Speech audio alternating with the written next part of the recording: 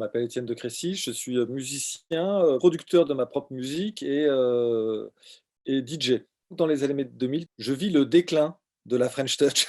Je fais partie des précurseurs, on va dire, de la French Touch, vu que le premier maxi que j'ai sorti avec Philips Dar, le groupe s'appelait Motorbass, c'était en 1993. Je crois même que le premier il était en 1992. On arrive dans les années 2000 et là, il y a un retour du rock et c'est le moment où les groupes comme les Strokes, les White Stripes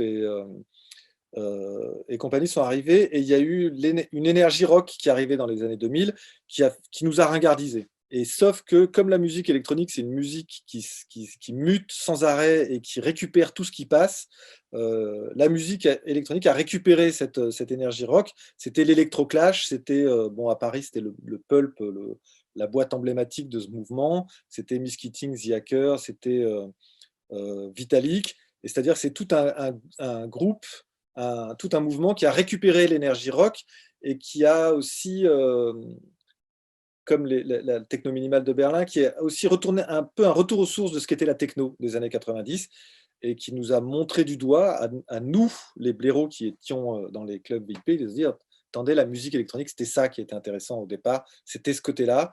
Et effectivement, ils nous ont un peu rappelé à l'ordre. Les années 2000, ça m'a recentré sur ce que j'aimais finalement non seulement dans la musique, mais aussi dans le business. J'ai fini les années 90 avec une espèce d'injonction à faire des tubes, à passer sur MTV ou sur Énergie. Et les années 2000, ça a été le moment où j'ai dit, en fait, c'était pas mon ambition de départ, c'était pas, et en plus, je sais pas le faire.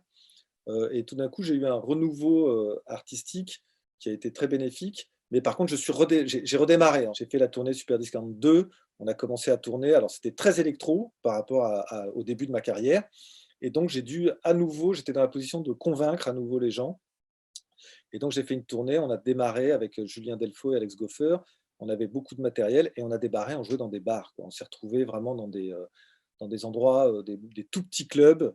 euh, et c'était super, et il y avait une énergie dingue, et justement, j'ai retrouvé ce qui me plaisait dans la, enfin, la French Touch, en tout cas l'enthousiasme de départ qui s'est passé quand j'avais commencé à faire de la musique dans les années 90. Les années 2000, c'est le moment où je découvre le live. Effectivement, je découvre le live avec Super Discount 2, et j'ai mis, on va dire, 5 ans avant de bien roder tout ça. Et c'est à la fin des années 2000 que je lance le live du Cube, qui a été imaginé par 1024. Euh, et donc, moi, c'est à la fin des années 2000 où ça y est, j'ai trouvé mon truc et je vais être un artiste de live. Voilà mes années 2000. Je me souviens des images à la télé, à la maison, effectivement, j'étais chez moi. Ah, c'est une époque où on voyageait beaucoup. J'ai appelé un peu les copains qui risquaient d'être là-bas. A priori, tous les copains étaient en sécurité. J'ai pas cru qu'elles allaient s'écrouler. Quand elles se sont effondrées, je sais que j'étais là genre: «Ah ben non, en fait, effectivement, il y a rien qui tient, quoi. Le truc est vraiment détruit. Notre monde s'écroule». C'est un livre qui est sorti en 2000 justement, et c'est un livre de Jeremy Rifkin, qui est un essayiste, américain. Il a écrit un livre qui s'appelle «L'âge de l'accès». C'est un livre extrêmement visionnaire qu'on peut encore lire, aujourd'hui, et où en fait il explique qu'on va payer un abonnement, à Adobe, qu'on va payer un abonnement à Spotify, qu'on va payer des abonnements en fait, qu'on n'achète plus rien, mais qu'on loue. Ça s'appelle l'âge de l'accès. C'est-à-dire que le nouveau capitalisme, il nous donne accès. Il ne nous vend pas des produits physiques, il nous donne accès à des services, mais c'est plus à nous, c'est en location. Et ça, il l'a écrit en 2000. En 2000, c'était vraiment le tout début d'internet. C'était, on ne savait pas encore, il n'y avait pas de réseaux sociaux, il n'y avait pas de smartphone, il n'y avait pas tout ça. Il a décrit le monde dans lequel on vit aujourd'hui. Les années 2000, elles sont assez difficiles à identifier en vrai, en termes culturels, et c'est vrai qu'on a du mal à savoir, qu'est-ce qui représente les années 2000. Et du coup, le film qui me semble résumer le mieux ce flou, je vais dire, c'est pas un film que j'aime particulièrement, mais c'est Avatar. Et pour moi, c'est le film des années 2000 qui a été un espèce d'énorme, c'était un énorme truc, c'était, tout le monde en parlait, et j'ai l'impression que le film est tombé complètement dans l'oubli, on ne sait plus ce que c'est. Avatar, j'ai l'impression que c'est à l'image des années 2000, on l'a oublié, quoi. On l'a oublié et pourtant c'était un truc énorme. Mais il y avait quand même ce truc assez, heu, visionnaire du monde virtuel en fait, de la réalité augmentée ou des trucs comme ça. Mais il y avait une direction artistique tellement dégueulasse que ça a pas passé le ça a pas mais c'est assez en vrai, si tu regardes les images des années 2000, tout était comme ça, quoi. C'était Christina Aguilera, en fait, les années 2000. Pour moi, il y en a un, c'est les Strokes. C'est vraiment le groupe des années 2000. C'est-à-dire que, non seulement ils sont arrivés avec une nouvelle proposition, mais en plus ils ont été inégalés. Pour moi, ils apportent une attitude en fait, ils sont, en même temps prétentieux et cool et c'était un truc qui existait pas, il fallait pas se la péter, dans les années 90. Fallait être, mal habillé et eux, tout d'un coup, ils étaient bien sapés, ils étaient assez prétentieux et en même temps, c'était cool et donc c'est un truc, très, en revendiquant en plus un truc rock qui était passéiste, qui était ringard dans les années 90 et donc pour moi, ils ont amené ce truc-là. Il me semble incontournable parce qu'après White Stripes, c'est bien, mais ça a pas duré, c'était super aussi, ça a été, une énergie dingue. Ils ont fait le tube. C'est vrai que si tu prends le tube des années 2000, c'est quand même, Seven Nation Army et c'est eux qui l'ont fait.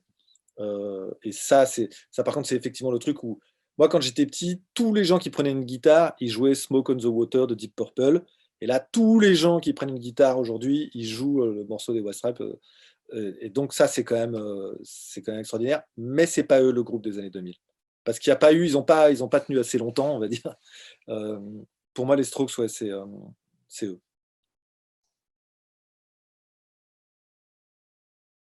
Diabicon qui a ouvert, c'est à New York en 2003 et là j'étais vraiment estomaqué. C'est un souvenir d'émotion, artistique très fort en fait, cet endroit qui est magnifique. Quand on pourra retourner à New York, on prend le train, c'est un train de banlieue qui va au nord là, qui longe la rivière.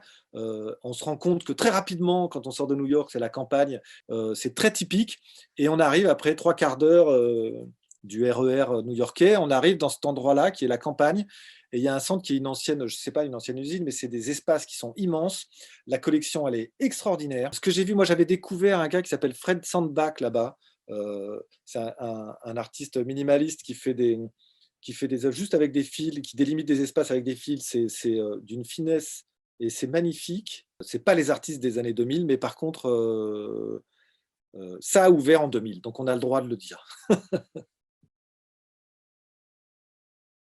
Tom de MySpace, le mec qui a lancé MySpace donc en 2003, la personnalité incontournable, vu l'importance qu'a eu son travail. C'était la plateforme des réseaux sociaux où chacun avait une page et où on pouvait sur la page écrire des choses, on pouvait s'écrire les uns les autres et on pouvait donc poster des billets ou bien de la musique. Et en fait, c'est un réseau social qui a été très très utilisé par les musiciens. Il y a un moment, c'était complètement incontournable en fait, c'est-à-dire que dès que tu écoutais un musicien, tu allais voir sur sa page MySpace pour savoir ce qu'il faisait. Ça a été la découverte pour toute une génération de ce qu'étaient les réseaux sociaux et du potentiel de découverte et de lien que ça pouvait faire entre les gens. Parce que, à partir du moment c'est-à-dire que des artistes complètement intouchables, si tu leur envoyais un message sur MySpace, ils te répondaient et du coup, c'était extraordinaire. On avait un sentiment communautaire, un sentiment de communauté, internet qui était vraiment nouvelle. Bah, c'était le début des réseaux sociaux et c'était que du bon esprit.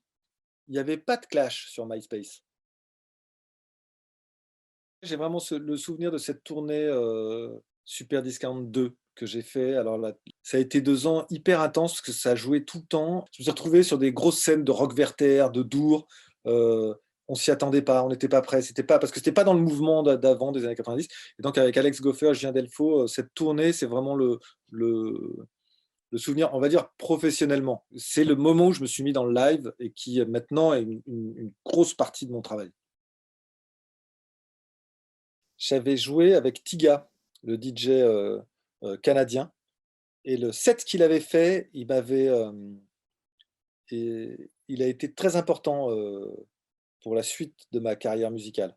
Il a fait un set, il jouait des morceaux, c'était que des morceaux, alors c'était très minimal, c'était très électroclash, mais c'était, Ça m'avait complètement, renversé mes perspectives. J'ai vraiment changé ma manière de faire de la musique après le set qu'il a fait là, à ce moment-là. Peut-être lui s'en souvient pas, mais pour moi, ça avait été un moment effectivement important. En quelques mots, c'était comme les années 2010 sans les iPhones, quoi. C'était pareil, sauf qu'il y avait pas internet sur les téléphones. Les téléphones, c'était des 9 touches. Heu, donc voilà, ça fait ça peut paraître bizarre, mais c'était la différence. Mais c'est vrai qu'à l'année 2000, on avait internet, il y avait Google, heu, il y avait tout ça, mais c'était que enfin, il fallait aller au bureau, quoi, pour, aller au bureau ou chez soi, mais il fallait se mettre devant un ordinateur. On n'avait pas accès à ça, dans la poche. C'est la grosse différence. Il faut essayer d'imaginer tout ce que ça peut faire comme changement, mais ça en faisait pas mal.